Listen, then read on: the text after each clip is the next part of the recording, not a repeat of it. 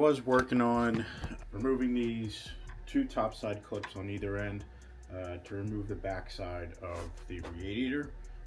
That's proven to be quite the pain in the ass, so I'm having to improvise a little bit.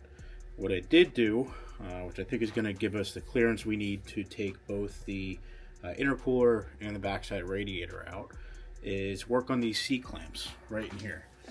If you see other videos, you'll see they're a little bit tricky to get out. That really honestly wasn't the case for myself. These two, it's actually one entire assembly for the C-clamp. They will be protruding through these two slots. What you're going to do is take a flathead screwdriver, tilt one end up top, press down on it quite a bit and in.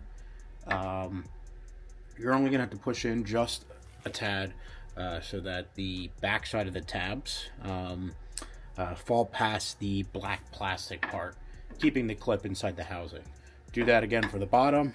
Once you think that both the top and the bottom are clear, then you're going to want to use something a little bit smaller and drive straight through this hole.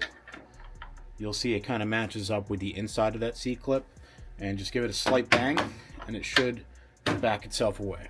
Now that we have that taken care of, we're going to want to make sure that we detach the AC condenser from the intercooler. They're held in by these slots on the inside. First things first, I'm just going to push this guy up a little bit, get that loose. This plastic bit should come all the way out.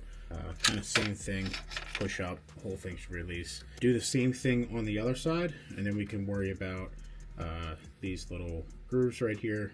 We can work on these top side clips. You're gonna have to get something like a flathead, push in right here at the bottom of the clip, press it in and lift it out. I don't have any zip ties, so I just literally folded two pieces of electrical tape together. I'm just gonna